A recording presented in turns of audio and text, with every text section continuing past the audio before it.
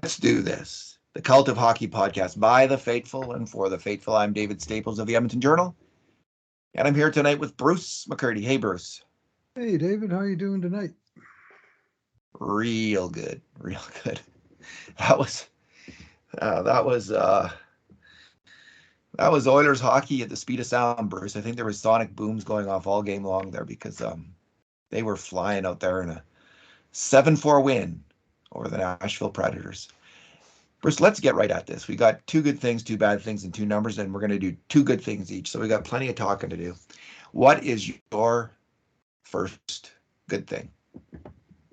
Right. Well, I'll go with Leon Draisaitl. Had a very high event game. He was on the ice for a lot of goals at both ends of the ice, but considerably more for Edmonton than for the other guys. And he was involved in five different goals for Edmonton with four assists and one goal, just one goal against Nashville this time, a little below his usual average of 2+. So no, Oilers last nine against Nashville. They're 8-0-1, and Leon's got 18 goals in the 9 games. Can you imagine? 18 goals in 9 games. I can't really. Yeah, two or more. Like tonight was only the second time they've held him under two in that stretch. So, but tonight he was dishing more than shooting. He only had 3 shots on net, but 23 minutes of ice time to lead the forwards yet again, which has become a standard thing every game. 22 to 24 minutes. 16 and 8 on the dot to lead the team in most faceoffs taken by a wide margin yet again. And he won a substantial share of them tonight. Recently, he's been around 53, 55% a lot of games. Tonight, 67%. And just some of those dishes, David, in the first period alone, I counted 4 wonderful backhand passes from Draisaitl, starting with the one early in the game that tied the game after Nashville scored right off the hop in the very first play of the game. And the Oilers needed to stabilize the game quickly, and they did. In fact, they took control of the game with 2 consecutive goals, both set up by Draisaitl to Evander Kane, who had the deadly finish in both cases. But both the setups were absolutely sublime. And of course, Leon also had the primary assist on Kane's empty netter at the end, where he sent a bullet pass over right on the tape because Kane would have been offside if he'd feathered it. So he put that one over hard, and Kane just waltzed in to put away his hat trick goal. And the fourth one was just a clean face-off win that McDavid put away. And oh yeah, he scored a goal, which was a real important goal. I thought Nashville was coming hard for the last, honestly, since the first period. I thought they're just not going to go away. You think you're going to just sort of coast, get a 3-goal lead, and coast to the finish line? That's not how it's going to work. And they brought it. I got all kinds of respect for how Nashville played tonight. Hard, a little dirty, but hard. They never ever gave it up. And well, maybe with 10 seconds left, but it was uh, uh, uh, it was tough sledding out there, and that 6-3 goal on the power play set up by a great Ryan Nugent-Hopkins pass diagonally through the slot after McDavid gained his own, took another hit, but dished off the pass to Nugent. He was able to make a beautiful diagonal low to high pass, and Leon was in his favored spot. And he managed to rip one past UC Saros, who had a very tough time of it in the Nashville cage. And he made a lot of good saves. He was just peppered with a lot of high quality rubber. So I think Yeah. that Leon would be my personal first star in this game, but it's close. I know you're going to go with uh, one of the alternatives. Leon was in on 8 grade A scoring chance shots, 3 at even strength, 8 on the power play. So quite a night for Draisaitl on the attack. Bruce, it was one of those nights. It really was reminiscent of the 1980s. Different in one way, in that the Oilers in the 80s, just the other teams just seemed to be a lot worse in every single way. than the Oilers back then. There just seemed like such a gap in all areas of the game. Now the NHL is closer all around. The skill level of all the teams is higher. There's not these horrible players. Like, it seemed like every NHL team in the 80s had one or two guys who just didn't really belong in the NHL and got eaten alive by the Oilers. That's not the case anymore. But this night had that 1980s sense, and then it was such a magical night for the Oilers on the attack. They were just making so many fantastic plays. And Leon Draisaitl's backhand passes, were high on the list of that. I'll talk about McDavid in a second here, but yeah, his passing, his backhand passing, it is so tremendous. That one he fired to Kane on the first goal. Yeah, that was the first goal. What a great pass that was. Like, no one else in the world can make that pass consistently, at least. I don't think. Maybe is there someone else? Maybe there's some other guys. There's someone on Colorado who can do it, McCarr or McKinnon. I don't know, but man, he's incredible. Passes on the backhand. I stack Leon up against anybody, but obviously I see him play 82 games a year, and I don't see anybody else anywhere close to that amount. But I do watch highlight reels. Sure, Austin Matthews could do it. Oh, yeah. Just kidding. One more backhand pass, if I might, and that was in the first period before the second goal. And this was maybe 30 seconds before the second goal, when it was 1-1. And Nashville was doing what they did a lot in this game, which is control the puck in the Oilers' territory and move it around the perimeter. And it went to Philip Forsberg behind the net. He fumbled the puck for a split second, and Leon just came right through him and took him out, took the puck off of him, took it into the corner, and he got surrounded by, I think, 2 Preds. And he looked up, and he was able to make about a 30-foot backhand up the boards to Yamamoto, who was able to walk it out of the zone. And after that, they took it in. It took them a while to, I think they had 3 cracks at it before the third one eventually found the back of the net. But it was the whole reason they had the puck in the first place happened 200 feet away 30 seconds earlier with a good check and a very good outlet pass. Again, off the backhand side of the blade. And he just lashes those backhand passes. You know who else has a nice backhand pass? We saw it a couple of times tonight was Roman Josi of the Nashville Predators. He's such a talented hockey player, and he makes nice backhand passes. And of course, he's got that Doc Holliday mustache, which is incredible. Bill Huckleberry. All right, Bruce. Draisaitl with 11 major contributions to grade A shots. Connor McDavid with 15. 15. Yeah. 15. 11 on the power play. 11 on the power play? I think so. Does that make sense? I better check that.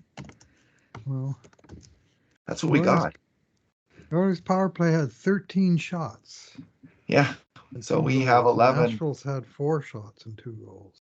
11 for major, 11 on the power. We've never seen that. I'm sure some with more than 10 major contributions to a grade A shot on the power play. Well, he sure was in the middle of it. And there was one power play. It seemed like they were having a grade A shot every 10 seconds for a while. Yeah. So his I'm just trying to think of his goals. So the one goal on the power play off the faceoff was fantastic. I mean, just the way he went in there and just went across the ice, kept moving across the ice with the puck, and then bam, right in off the post. The goalie has no chance. He just doesn't know what's going to happen next. And the first goal, let me see here. That's stretch pass. Oh yeah, Hyman takes the hit. That's right. Hyman takes the hit in the neutral zone after, and like Evan Bouchard, I was saying this before we got on the air here, on the internet. His stretch passing, Bruce, is starting to rip other teams open. He's got his head up. He's looking for that pass. He's making 2 or 3 or 4 a game, and just ripping off those passes, and it's shredding the forecheck. The Oilers were a little bit vulnerable to the forecheck, and they are still a little bit vulnerable to the forecheck. But that kind of passing play takes that away. The other team's suddenly backing up. You can't have your defenseman pinching in like that and just cheating up on the Oilers if you have a defenseman who can make that kind of pass. And he's now making that kind of pass consistently, just shredding the opposition with those daggers. I love it. So on this play, McDavid comes in. It's on the 2-on-1, and what a shot! He He just waits and waits. He's got his eyes up the entire time. He's looking for the 5-hole, and it's there, and he just puts it in on the off the inside of the goalie's leg. Might even, might be kind of a painful thing. I don't even know if he hit his pad. I think he might have hit that area where there's no padding between the pants and the pad. Anyway, he picked that spot so well, moving in on that 2-on-1 and just fired it by the goalie. He was absolutely electric tonight with his changes of pace and his changes of direction. There was a few times on the power play and in even, both power play even strength where he just was going one way and then just rapidly the other direction. It must be just what a nightmare to try to cover that guy. You can't stop it. You cannot stop it. Now, that said, there's a few defensemen who are kind of successful. We've seen Colorado's Demon Taves and McCarr, and in the past, Mark-Edward Vlasic, the Winnipeg defenseman Morrissey, and had some success. So if you're an extraordinary defensive skater, agile, you might have a chance. Other than that, he's just going to eat you alive. And that's what he did all night tonight against the Nashville Predators. They had, as the announcers love to say, they had no answer for Connor McDavid. There was one rush, David, where he came up on the power play, and they did that patented, I guess you could call it now, where they drop it back to him. And it was actually probably patented by some other coach about 3 or 4 years ago now, but everybody does it. But the Oilers do it better than almost anyone because they have sometimes Draisaitl, but usually McDavid that's gets the puck deep when the defenders have already backed off, and then they drop the puck back. So the guy has a head of steam up and the defenseman don't, or the defending team doesn't. But he came right up through the middle of the ice, and I bet there was like 7 guys there. I think he stick handled through all 4 penalty killers for Nashville, and 2 or 3 of his own teammates. And Jack talked about him stick handling through a phone booth, except for this was a fast-moving phone booth.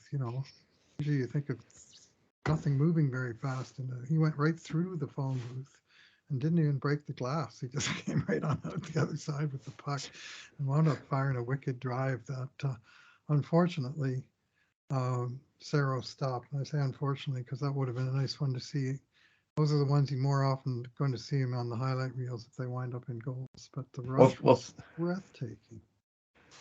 Think of like the Matrix 2. It's a phone booth on a flatbed truck on a highway in an accident, and he's stick handling in that. All right.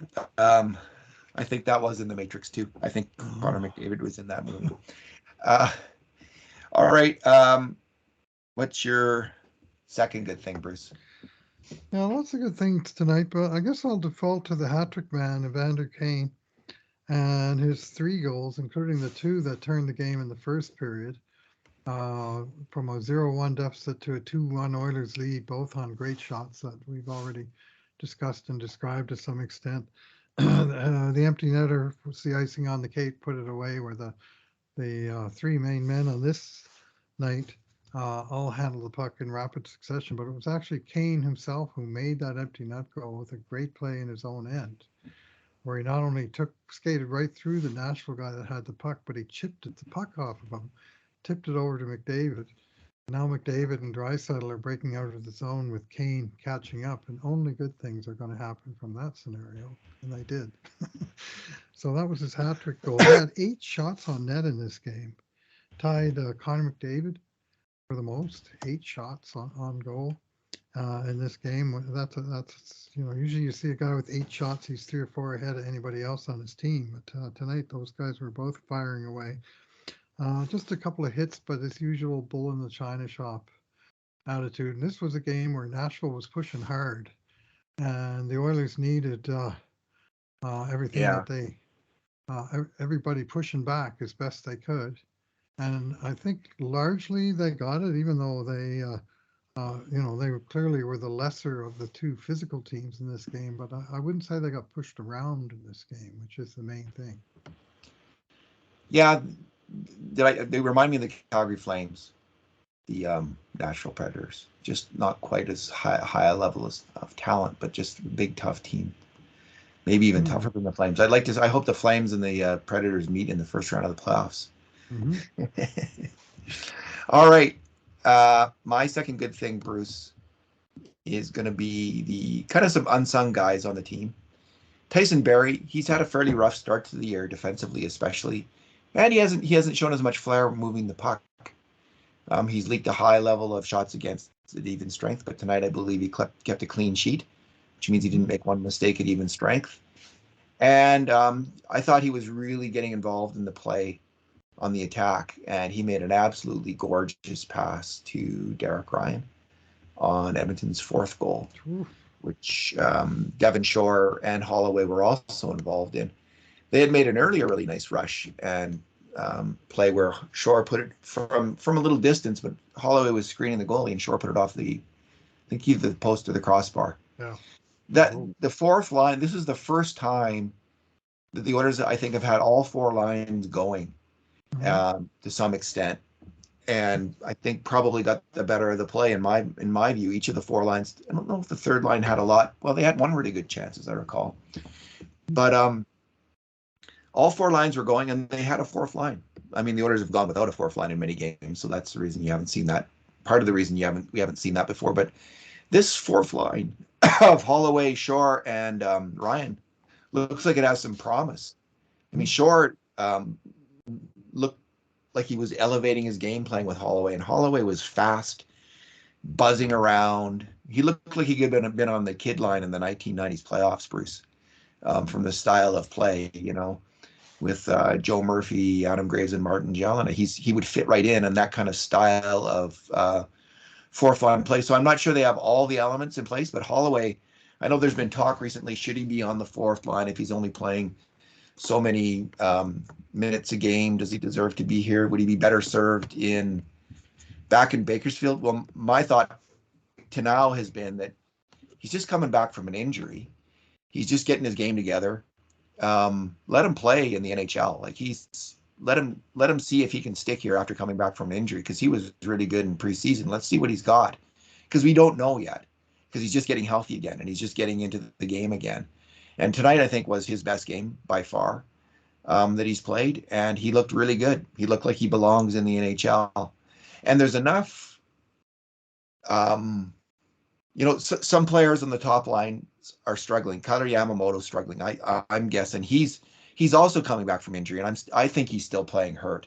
He doesn't look right. He doesn't look like he's really digging in there like he can. And might be an idea to move Yamamoto to the fourth line for a while and promote Holloway. Now, not right away. I just think, let Holloway build on this on the fourth line. I'm okay with if he plays for another 2 weeks on the fourth line. And then if he's not moving up or not getting adequate ice time or not thriving, then send him down. But let's let him get completely healthy, see if he can get in sync in this team, because I think we have an NHL player here right now, and I just want to see if he can confirm that or not. Yeah. Well, I can confirm that Yamamoto is fighting the puck. And I think that not only is he likely still hurt, but it occurs to me that he's likely nursing a wrist or a thumb or an elbow or something that's affecting his puck handling, because the puck goes through his stick or he overskates it over and over again.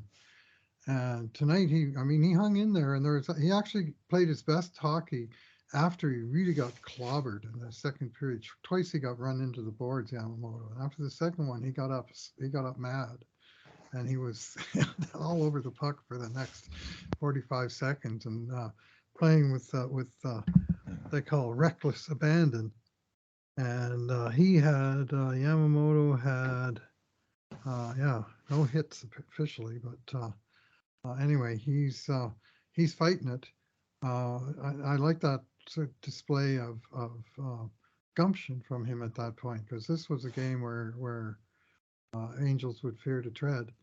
But there wasn't too many Angels out there, so it wasn't that big of a problem. That's the good news. The Oilers don't have a team of Angels, Bruce.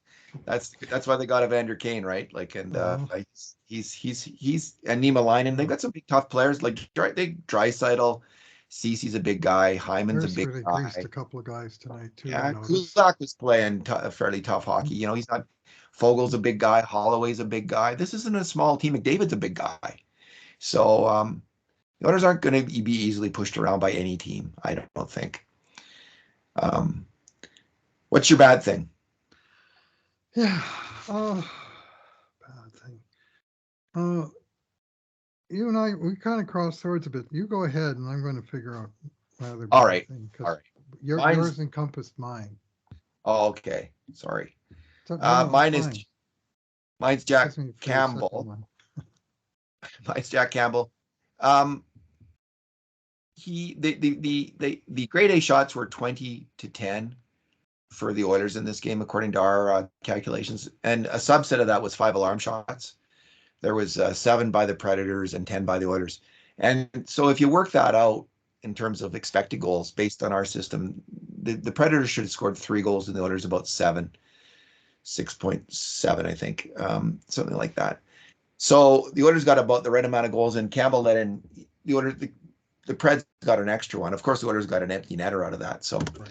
um, Campbell, so it wasn't like he was terrible. They had a lot of good chances. They had a lot of very dangerous shots on net, and he made some good saves. That said, on one of the goals, and a really big goal in the game, which is always the first goal, and sometimes in the past, the Oilers have not recovered from a play like this.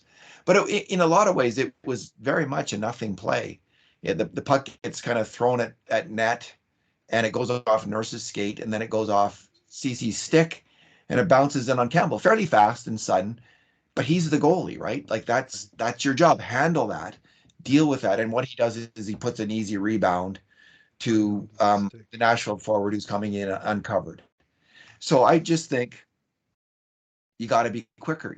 Like that's the kind of play he's got to make. He's got to make that stop. He's having some trouble with rebound control right now. I'm not Yeah. sure why that is. Um, and then early in the second period, he makes 10 sec. Like this just was 20 some seconds, 30 seconds into the first period, 26 34. seconds the goal was, yeah. Yeah, and then right early in the second period, they come out and he makes another bad gaff. He gives a turn away right into in 10 seconds into the second period, right onto Nashville, and they take it in and they get another 5 alarm shot because of him. So this is 2 plays where he's integral to bad things happening. And again, you let in that one goal, which is a stinker early in the game. Teams often don't come back from that, and it's a good thing that this Oilers team is like the Showtime Oilers.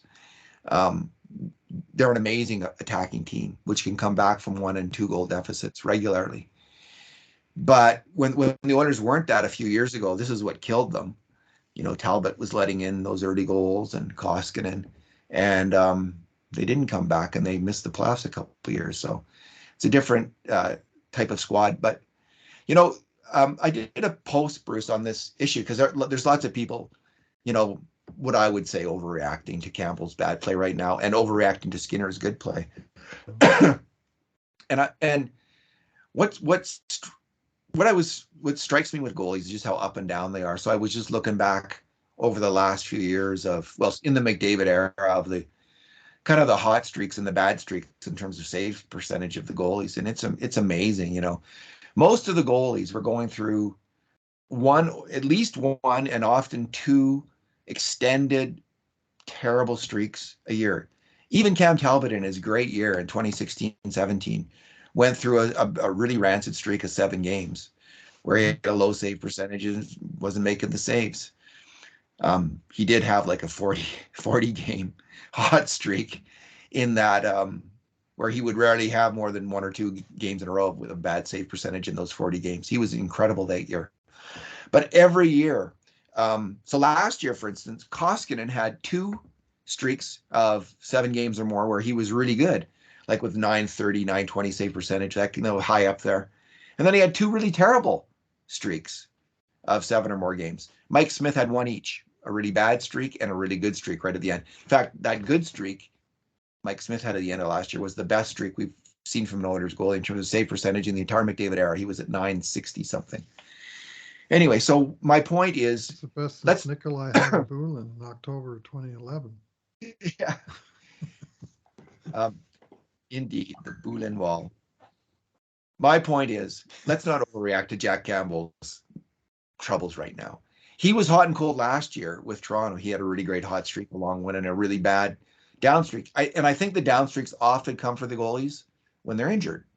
Now, I don't know if he's nursing a little injury or not. I just think he might be a little shaky adjusting to a new team. That's my bet. It's a new team, jitters, everyone getting used to each other, figuring things out, figuring out the Oilers system, blah, blah, blah.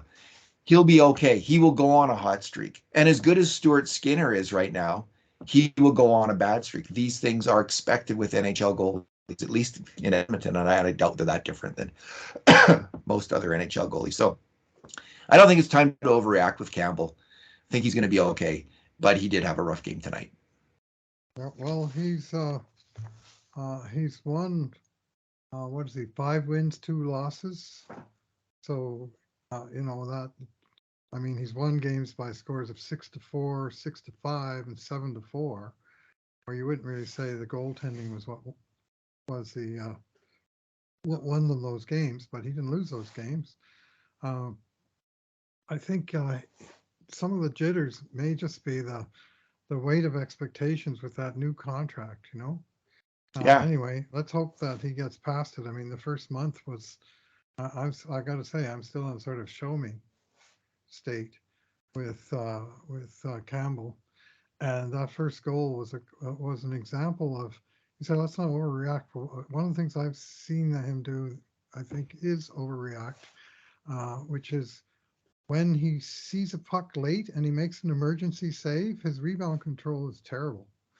And the instinct seems to be to just kick the puck right back up the middle of the ice, rather than pillow it, direct it into a corner, or even sometimes maybe kick it past the nearest guy out further higher in the zone. But when he sees it at the last second, he'll react and make the save, but the rebound is, gimme. And this one tonight was a tap in for Matthias Ekholm.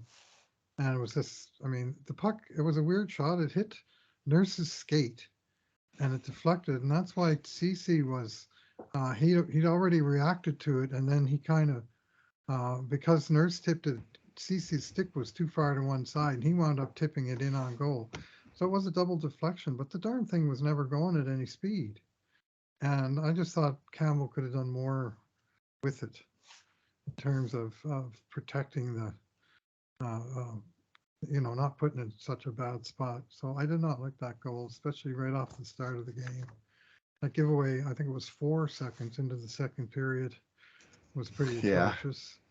And the third period, very first shift, there's a shot that comes in, it hits him, and it bounces right under the slot. And he's looking around, where's the puck? And it's right in front of him. And thankfully, an Oiler was the closest guy to it that was able to clear it, because if there'd been a second shot, I can guarantee you the goalie wouldn't have seen it because he was looking the other way. Yeah, I was thankful. Yeah, so he's had some moments tonight. Officially 3 giveaways, the most of any Oiler, the goalie. So what's your bad thing? To clean that up. Yeah, I remembered what my bad thing is now, and this is not on Jack Campbell at all. It's on his teammates, and basically all of them, for their. I'm not sure if it was unwillingness or just inability to close down this game. When they made it 6-3, sort of halfway, 9 minutes into the third on Draisaitl's power play goal, that was the time to just clamp things down, put it to bed. Mm-hmm. And instead, I counted in the next 4 minutes after the goal, 4 odd man rushes by Nashville through the neutral zone. It was either 3-on-2, 4-on-2 in one case, 2-on-1. And typically it was just they won a face-off in their zone and they were off to the races and there was no Oilers forwards around. And I think there was some thinking of padding stats rather than winning the damn hockey game. And it's a detail that needs to be paid attention to. And I'm very confident that the coaches will have noticed the same thing and they may be watching that. But one thing that championship teams do in general is when they do get a good lead in the game, they don't give up. They don't give away stuff. They make the other team go through all 5 guys to get through the net and don't get 3 of them beaten with 1 pass. And I just thought maybe their intensity wavered or just their attention to detail in that stretch of the game. And none of them turned into goals in the end or even necessarily dangerous shots, but the potential was there on each one of an odd man rush, the other guys racing through the neutral zone with the puck, and the Oilers backpedaling and outnumbered. And the odd one you can see 4 in 4 minutes. That's got to be dealt with. Okay, I'll do my number first then, since we've reversed our order there a little bit. Yeah. It was a bit of a weird game, like a little, just on the point you were making. It had a little, of a loosey goosey quality to it, and Nashville, to give Nashville credit for that, verse, they just never stopped coming. They just never gave up. So That's right. And my number relates to that. Jack Michaels mentioned the stat, the Oilers broadcaster, halfway through or 2/3 through the game, that it ended up Nashville had 60 hits, 60 hits. I don't even know what to say about that, Bruce. 27 for the Oilers, like 60 hits. Like, what does that even mean? Like, how can a team get 60 hits in a game? Is that a record of some sort? I don't know. Probably if I've ever. not, but it would be. It's the highest number I can recall in a considerable length of time. Let's put it that way. And Nashville was famous for their physical play, and they showed it, and they brought it. Yeah, they're a bunch of big Bobby Clobbers. Cole Smith, 7 hits. Nino Niederreiter, 7 hits. Matthias Ekholm, 6 hit. Colton Sissons, 6 hits. Just up and down the lineup. They were all hitting. They're just a team that goes out there and hits. Every player had a hit except for Matt Duchene. 15 of them had at least 2 hits. So it wasn't just one token hit like Ryan Johansson. He had one, but he was involved in a running feud with Brett Kulak all game. Those two guys are really going at it, and there was they kept bringing it. They really did. Yeah. And even at 5-2 after the second period, I thought, you just can't be messing around in this game. And then, of course, they got the one to make it 5-3, and there's still quite a bit of time left. And I was a little bit nervous at that point that it was, but Oilers were able to, they weren't able to score. They were able to create some good situations with the puck in the offensive zone stuff, but the Oilers had the finishers that Nashville, or really any team, would dream to have.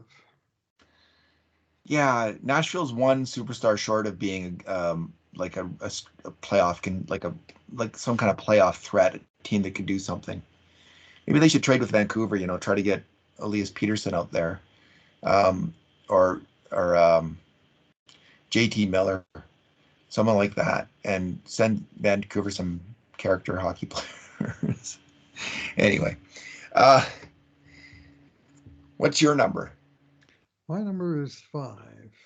And that 5 is the number of penalty minutes accrued by one Jesse Puljujarvi tonight. And hands up, all of you out there in oil country who had Jesse Puljujarvi to be the first Oiler to get in a fight this season. That was the very first fight at the very end of the 10th game. And wouldn't you know, it was the big Finn. Maybe they didn't like his Halloween costume a couple of days ago. Was he supposed to be Pippi Longstockings? I couldn't. I'm not quite sure what that was. I think so. It was funny. That's what it was. Anyway, yeah, that was funny. Very creative. The fight wasn't, basically he came in and bowled the guy over with a pretty heavy hit. Alexandre Carrier, who's a pretty tough nut in his own right. And Nashville, one thing I noticed was for all the hitting they were doing, anytime an Oiler hit one of their guys, which Niemelainen did earlier in the game, they tried to get him to go. And then when Puljujarvi bowled a guy over, they wouldn't take no for an answer. So I'm not saying he started the fight, other than, he was still hitting at the end of the game. He had 4 hits in this game, and I thought played a pretty rugged game.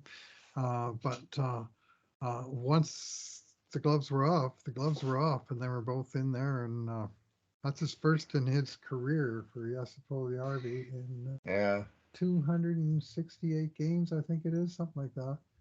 Still stuck on 99 points. I noticed his next. Yeah. Yes, I wanted no part of that fight. Is what I'm saying. He gave the guy a couple of good shoves, but he didn't want any part of that fight. He knows his strengths and weaknesses as a player, and probably fighting's not in the repertoire.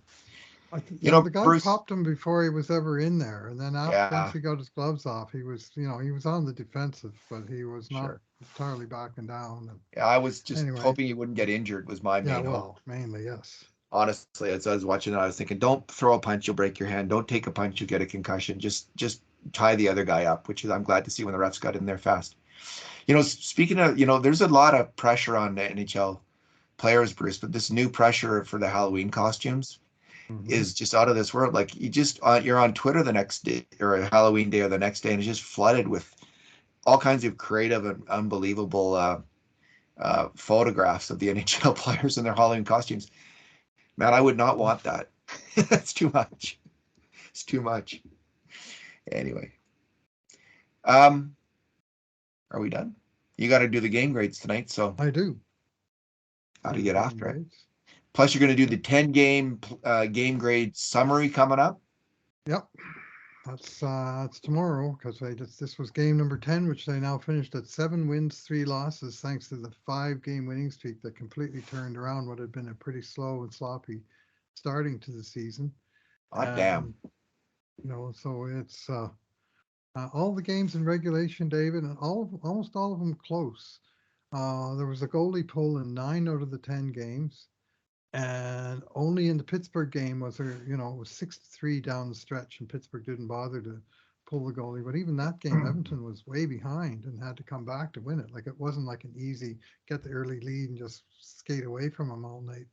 But you look at tonight's summary and you'd say that was kind of what happened in this game. But even still, it was, they got pushed right into the late going of this game. So they've been winning close games and they've been winning them in different ways. And I think still stuff for the coaches to work on for sure, but positive signs that even when they're less than 100%, which is basically every game, they're still finding ways to pull out the wins. Yeah. There was some freaking out in oil country early on there. I saw some freaking out going on. I don't think we were guilty of it, Bruce, but I noticed a little bit of that happening. I mean, I always thought like this is such a talented team. It really is. Like it is a tremendous team, and it's gratifying as an Oilers fan to see them starting to play to their potential right now and just kick the snot out of other teams. I mean, that's not what happened tonight, except on the scoreboard. It was a close game physically and competitively in a lot of ways. But the Oilers really did take it to them on the scoreboard. And it's just because they have this unbelievable, almost surreal level of talent now on the attack when these guys combine. And we didn't mention him very much today, but Ryan Nugent-Hopkins, some of the passes that he made and plays that he made, he's really getting in his groove on McDavid's line in a way that he never did in the past. I think a lot of it's probably due to Hyman and what kind of the, being the glue player on that line, doing a lot of the heavy lifting in terms of defensive work and board work in front of the net. But man, that line looks fantastic. And obviously Kane and Draisaitl had something going. Once Yamamoto steps up or Holloway steps into that spot or Pulley or one of those guys steps into that spot, and I think they will, one of those guys will figure it out and get that spot. Man, these 2 top lines, Bruce. Sweet. The third line going. Oh, and one comment I forgot when you were talking about the 4th line. That was kind of interesting. And I think this is really interesting and good wrinkle that the coaches put in tonight. That was moving Dylan Holloway into the middle of the ice. Yeah. And giving him a game or maybe more than one game at center ice. And let's not forget, he's playing with 2 experienced centers. Derek Ryan has played that position most of his career. And Devin Shore has been the center on that line until now. And he's a utility player who's comfortable at multiple positions. But they made the choice to, if they're not necessarily going to up Holloway's minutes, that they're going to up his role within the game. Like a winger can often go out there and, play an entire shift and not really be involved depending on how the puck goes. The center has no choice but to be in the middle of the action. And Holloway had 3 hits tonight. Didn't handle the puck great, but he made some good plays with it. And he looked quite at home there, and the 2 vets to his wings responded with pretty good games. And as you mentioned, that pass from Shore to Ryan for the. Well, was it short of Ryan or was it short of Barry to Ryan? Oh, it was short. Yeah, no, that's right. It was short of Barry to Ryan. Short Shore made, but it was He a made a real nice pass slick too. pro move that he made. Like he looked Yeah. very comfortable with the puck, which is not what I'm accustomed to seeing. Like he made a little feint and just dished it off like a very sweet play. And then it was Barry that made the backhand pass for Ryan to sweep into the net. That was a very pretty goal. Fourth line, Mo- you're Moving not used to Hall. seeing pretty goals from the fourth line, but that was Yeah. one. Moving Holloway to the center spot. They've tried him there. They've been putting him there, spotting him there in other games. It really worked. I mean, Shore, I don't think is a natural center in the NHL. I don't think he reads the game well enough defensively. Ryan Mhm. is a very smart hockey player and had a great finish on the goal that he scored. Very nice putting that puck away. But he's a little small now, and maybe has lost a little bit of speed. Speed. Plays center.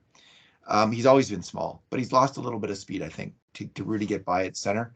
So I like that having Holloway there. I think he's quite used. He's been always been a center, Yeah, and he was. Yeah. he's used to that, and that might help him acclimate to the NHL game, playing in his natural position. We're playing the He's used. fourth line. You might as well play 4C.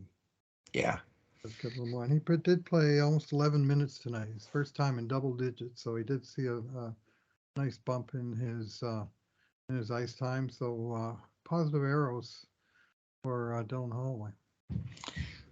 Bruce, thanks for talking tonight. Thanks for listening, everyone. And in the meantime, and in between times, this has been another edition of the Cult of Hockey podcast.